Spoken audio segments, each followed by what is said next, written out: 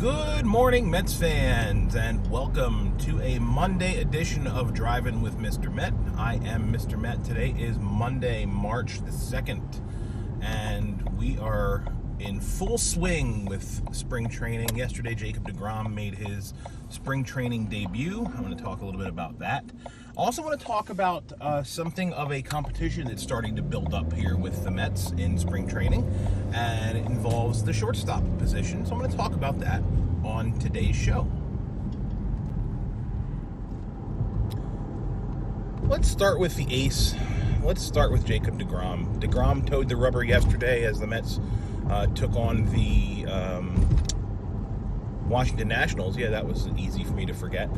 In a split squad game, and Jake was in mid-season form. I mean, he was his normal dominant self. It almost looks like it's too easy for Jake anymore. Like, he just is on another level as a pitcher, and it's just so awesome to see someone who's on our team be like the envy of the league. And it's something that we haven't had in a while. I mean, there was that little piece of time when Matt Harvey was that guy, and everyone was all amped up for Harvey Day. But with deGrom, man, it is just something completely different. And there's a reason why he's being picked to win the third straight Cy Young. He's just that damn good of a pitcher, and it's just a delight to watch him do work and to watch him just completely cool, calm, and collected. Take the mound like as though he hasn't missed a beat from really the last two seasons, where he's just the best pitcher in baseball, and it's not even an argument at this point. I mean, you can't argue someone else is a better pitcher. There's just no one else on the planet who's better at his craft right now than Jacob deGrom is. So it's a delight to have him on the Mets, and I can't wait to see what he does this season, because he looks like he's ready to go. He looks like if opening day was today, Jake would be in mid-season form right away, and that's fantastic to watch. So one thing that's sort of been a prevailing thought process for me, at least this spring training and the last few weeks, was the fact that there just really aren't that many positional battles to pay attention to, because the roster is pretty well set in stone. I mean, there's very little competition for any of the spots. That being said, there might be something of a competition brewing right now, whether we realize it or not, and it's for the starting shortstop position.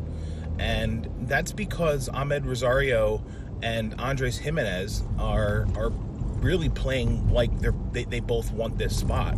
And so let's talk about the incumbent first. Let's talk about Rosario. Rosario is coming off his best major league season yet. He continues to improve both at the plate and in the field. He drove in something in the neighborhood of 72 RBIs, I think, last year. He had a .282 batting average on the season. He improved his on-base percentage. He was drawing more walks. He was more patient at the plate. He wasn't as much of a free swinger as we've seen him be in the past. And he looks to build on that as this season begins. But unlike in previous seasons, there's someone breathing right down his neck, and that's Andres Gimenez. Jimenez, coming off a Arizona Fall League performance that was phenomenal, batting in the 360s, I believe. He's picked up right where he left off as spring training continues. Jimenez has really shown that he's matured quite a bit. He's always been a better glove than Rosario. The question was whether or not his bat would perform at the major league level. And so far, and look, it's spring training, I know, and let's not get too carried away with spring training results and numbers, but so far in the spring, Jimenez has looked really, really good. He's handled the bat very well. He's played an excellent defense in the infield. And if I'm Amed Rosario, and Rosario's been off to a very slow start, but I'm wondering if Rosario is pressing a little bit just to get himself going in the spring, so that there isn't a discussion about whether or not Jimenez should be in the conversation to be the shortstop for the Mets. And look, I don't think he's going to be. I think it will be Rosario's job. Jimenez is 20 years old, turning 21 soon. He's very young, and he's certainly factors into the Mets' plans in the future. But what's nice about this is, in addition to Jimenez, the Mets also have Ronnie Mauricio, who profiles eventually in his career to move to either third base or potentially second base because of his size.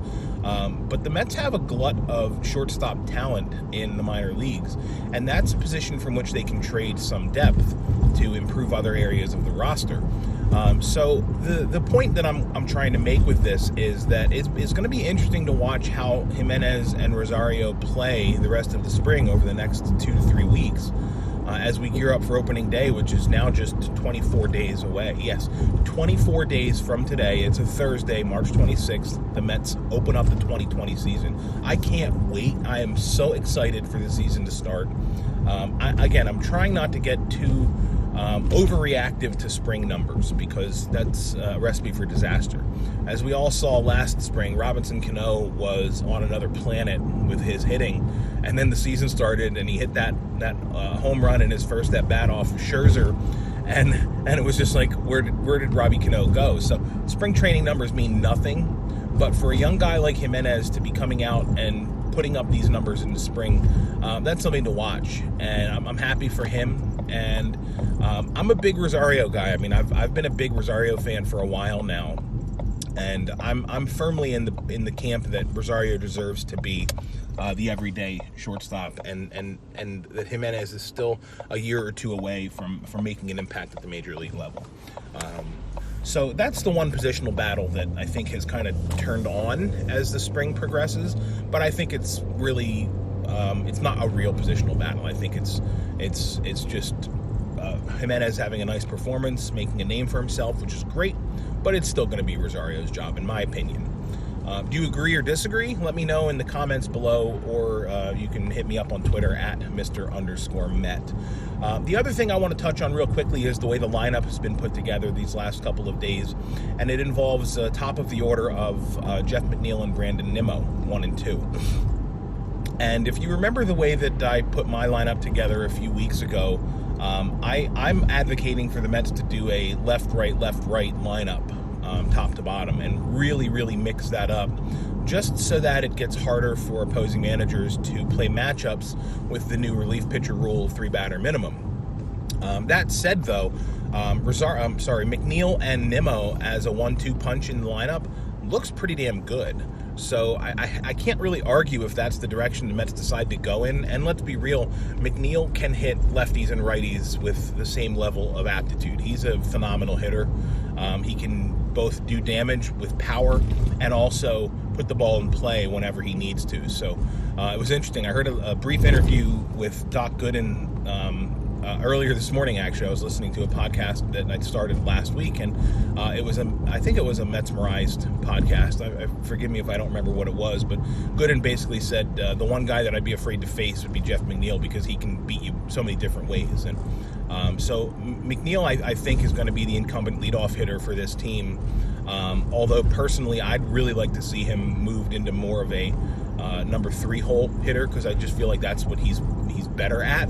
But again, we'll see what plays out. But this is a good problem for the Mets to have a few different guys who can slot into different spots in the lineup.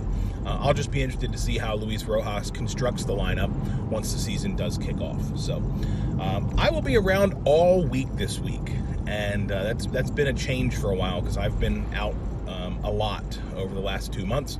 But I'm hoping to get sort of back into a routine with this show.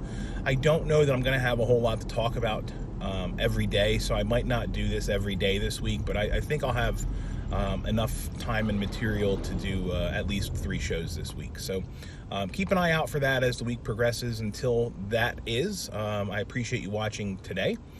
Thanks very much for that. Again, you can follow me on Twitter at Mr_Met. And as always, let's go Mets.